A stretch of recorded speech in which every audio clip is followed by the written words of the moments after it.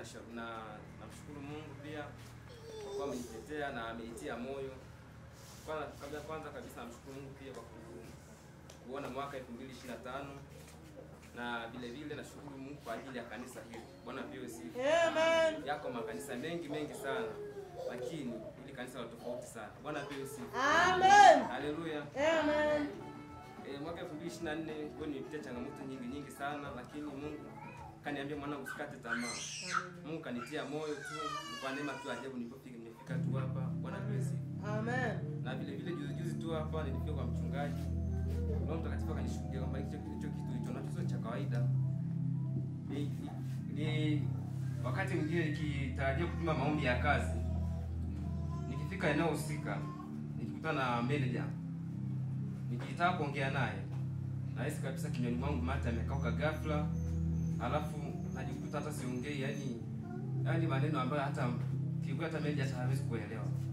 Nikamwambia mchungaji akaniambia hiyo hali sio kawaida, kwa sababu inaweza kuna maagano au kuna vitu waisha tangulia kule mbele yako. Bwana pewe sifa. Amen. Lakini yote na yote, baada ya kufanya maombi, Mungu alinitendea jambo, na kila nikienda kule nikitoa maombi kule, Mungu anipatia kibali kikubwa sana. Amen.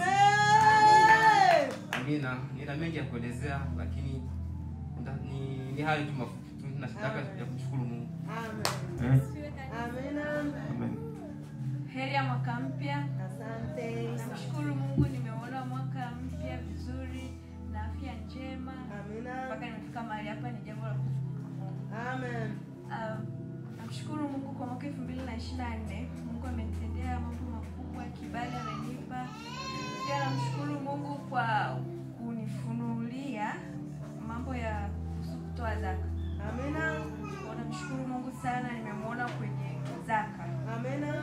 Kuna wasiwe wana ndugu zangu ambao mnatoa zaka, maana zaka pia inakufungulia milango mingi. Mimi namshukuru Mungu, nimefanya biashara na biashara yangu kutokana na kibali ambacho Mungu amenipatia. Amen. Amen. Amen. Bwana Yesu asifiwe sana.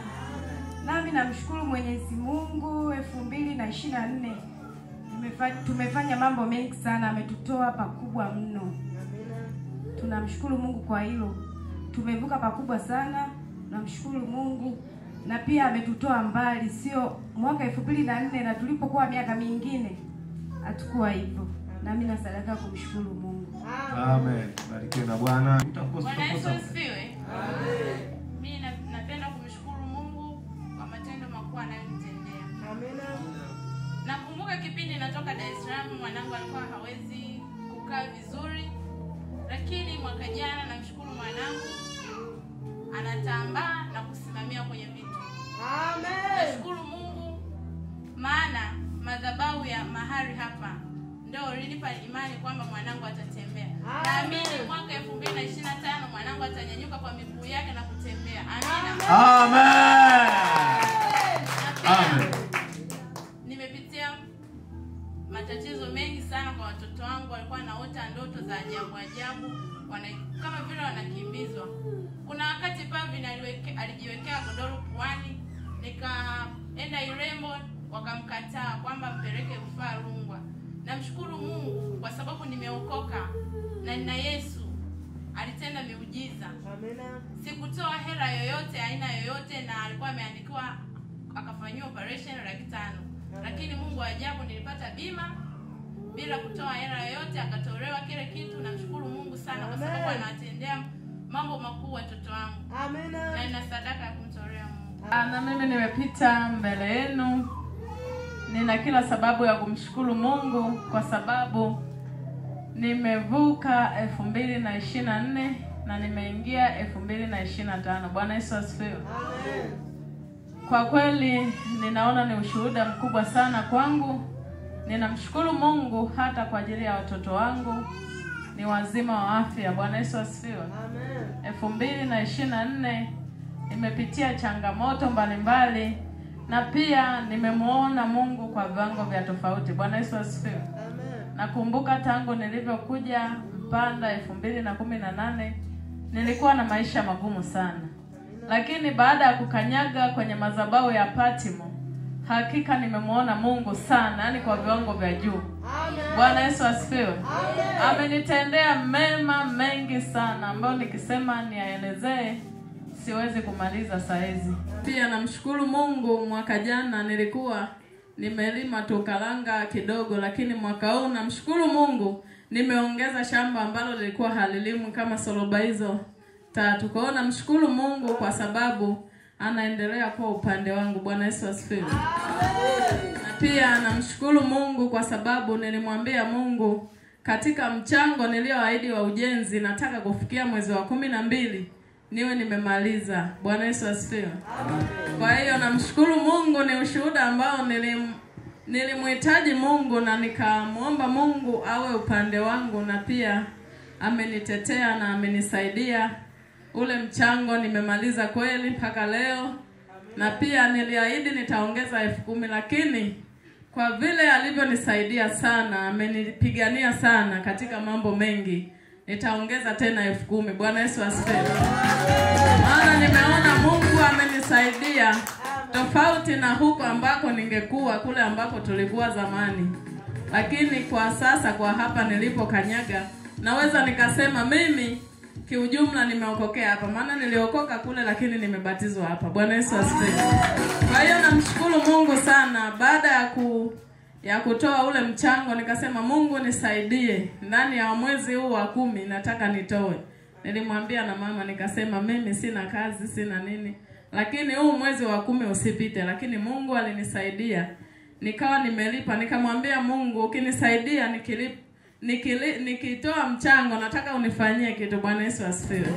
Namshukuru Mungu kwa miaka yote nilikuwa hapa, hata nilipokuwa nyumbani nilikuwaga natumia tochi, lakini namshukuru Mungu mwaka huu nimenunua betri ya sola na nimenunua sola pia.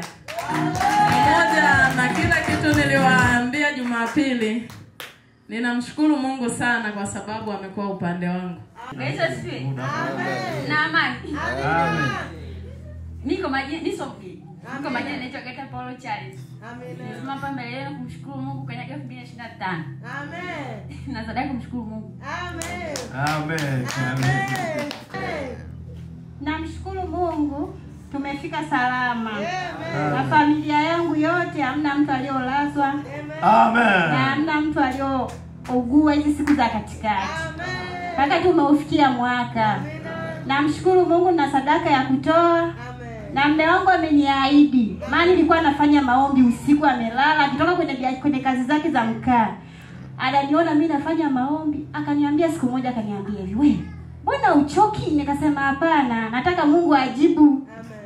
Akasema kwamba siku moja akasema hivi, "Natamani kwenda kanisani." Nikamwambia hivi, "Twende." Akaamka asubuhi akasema, "Lakini najisikia kama vile." Nikasema, "Unajisikia nini?" Akasema, "Lakini nimeamua." Jana ameniambia, "Nimeamua Jumapili lazima nijipange kiroho yangu niende kanisani mwenyewe." Namshukuru Mungu, nina sadaka ya kutoa. Nawasalimu katika jina la Yesu. Amen. Mna amani? Amen. Namshukuru Mungu kwa kunileta Mpanda. Amen. Namshukuru sana kwa kuokoka kwangu. Amen. Ananitendea mambo mengi sana. Ninamshukuru Mungu sana sana. Maana yeye ni mwokozi wetu. Amen. Sadaka ya kumtolea. Amen. Bwana Yesu asifiwe kanisa. Mimi nasimama mbele yenu, namshukuru Mungu, amenitendea mengi sana. Mengi sana kimafanikio na mengine zaidi, hata familia amenipa. Amen. Neema zake tu pia. Nitakuwa na sadaka kumshukuru Mungu. Amen. Yesu asifiwe. Amen. Na mimi namshukuru Mungu, nimetoka 2024, nimeingia 2025, kwa kweli namshukuru Mungu na sadaka kumshukuru Mungu. Amen. Mimi namshukuru Mungu ameniokoa, ameniponya. Kwa sababu nilikotoka ni mbali sana. Namshukuru sana Mungu kwa kunihamisha kwenye mkono wa ibilisi, kupeleka kwenye ulimwengu wa kiroho. Amen. Kwa sababu nimepitia mengi na nimefanya mengi sana kwenye utoto wangu mpaka kufikia 2024. Mungu amenihamisha kwenye mkono wa ibilisi. Amen. Sana kwenye mkono wa ibilisi, lakini mpaka leo hii namshukuru Mungu amenipa watoto wawili ambao ni mapacha. Amen. Sana. Amen. Sikutegemea kama nitaacha niliokuwa nayafanya. Lakini kuingia kwenye hili kanisa niliendelea kusali, lakini nilikuwa bado sijaama kwenye mikono wa shetani. Amen. Nikawa nasali tu, lakini bado nipo nafanya mambo ya nje. Lakini kutegemeana aliyesababisha mpaka nifike siku ya leo tena ni rafiki yangu kipenzi, alikuwa anaitwa Kristina. Ndio alionifanya mimi nishawishike mpaka nikaokoka. Niliokoka, lakini nilikuwa bado naendelea kuyafanya. Lakini 2024 nimeacha, na mpaka saizi nipo kwenye kanisa hili. Nawashukuru sana mtumishi. Nakumbuka ilikuwa ni 2018 nilikuja kuokoka kwenye kanisa hili. Jina langu la kule nyumbani kwa naitwa Sanda, lakini mpaka leo naitwa Sara, na jina alinipa mchungaji. Amen. Namshukuru sana kwa sababu ameniombea na pia alikuwa upande wangu. Namshukuru sana mchungaji na mchungaji kwa sababu hamkuniacha kanisa, alikuwa nami. Kwa yote niliyoyafanya Mungu amenisaidia, nimeacha. Na mpaka leo naahidi nitabadilika, sitoyafanya tena, nitakuwa mtu wa kipekee. Amen. Na pia namshukuru Mungu ameniokoa ndoa yangu. Ni mengi nilimtendea Fredi, lakini namshukuru Mungu ana moyo sana wa uvumilivu wa kumtetea na kuendelea kumpigania. Amina. Nashukuru sana Mungu, aendelee kunifungua na kunipigania. Amen. Amen. Yesu asifiwe. Amen. Yesu asifiwe sana. Amen. Mimi namshukuru Mungu. Nilipokuwa shule nilikuwa form 3. Nilikuwa najitahidi kusoma, lakini nilikuwa naona yani nashindwa. Yaani najitahidi kusoma lakini nashindwa. Najiuliza sasa kwa na perform je? Lakini mimi nafeli. Nikijitahidi kusoma lakini nashindwa. Nilimwomba Mungu anifanye kuwa kichwa nisiwe mkia. Namshukuru Mungu nilipofika form 4. Nilikuwa msichana wa kwanza. Hakuna msichana aliyeongoza zaidi. Na sadaka ya kumshukuru Mungu. Amen. Barikiwe na Bwana. Namshukuru Mungu sana kwa kuvuka mwaka huu. Nashukuru sana. Nakumbuka mwaka jana mwezi wa 11 tarehe 30 tulikuwa tunaelekea shamba na mwanangu Naomi. Tulipofika hapo darajani tulipishana na baba mmoja anaelekea kazini. Alikuwa anakokota baskeli yake. Alikuwa ni fundi ujenzi, alikuwa amefunga vimbao vyake. Yaani tulipishana naye, mimi nilipishana naye, nilikuwa wa kwanza mimi. Mwanangu Naomi alikuwa nyuma. Sasa alipokuwa nyuma, mimi nilipishana naye vizuri. Sasa yuko nyuma hivi. Ile kugeuka na vuka pale nikaribia sasa nimshikie mkono kwamba tuvuke vizuri daraja. Kugeuka nyuma ndo na yule baba ndo anaishirizia kokota baskeli yake. Sasa Naomi yeye alipita upande huu na mimi nikapita huu. Kwa bahati mbaya yani ndo naangalia nyuma na vile vimbao ndo vinaishirizia kusukumizia kwenye mtaro. Mimi nikapiga kelele, "We baba, mbona msukumiza mtoto kwenye mtaro?" Ndo kushtuka kama amepiga hatua 3 hata ile kama amemdumbukiza mtoto kwenye mtaro. Ndo pale pale kuingia pale kumtoa. Akatokea Michael yule mwingine. We Naomi umefanyaje? Amedumbukia kwenye mtaro huyo. Sasa Naomi akawa analia pale. Hatukujua kama ameumia. Kumwangalia mkono pale. Yule baba ndo anasema, "Mimi na mkosi gani huu? Hapo hapa sina hela, sijatembea hata na 100.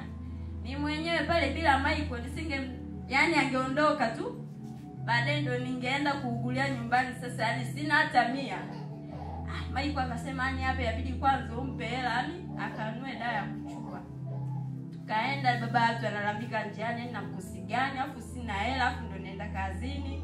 Kufika pale kwa ukweli alitoa ile hela tukachukua dawa. Namshukuru Mungu sasa hivi anaendelea vizuri. Japo mkono bado hujanyoka, ile umepinda. Hatukupata kwenda yani kwa tunatumia dawa za kuchua. Namshukuru Mungu pia kwa kupata sehemu ya kufanyia biashara. Nashukuru Mungu kweli ameweza kunipigania, ameweza kunitetea katika familia yangu. Sasa hivi tunaendelea vizuri. Kwa hiyo na sadaka ya kumshukuru Mungu. Amen. Mungu akubariki sana.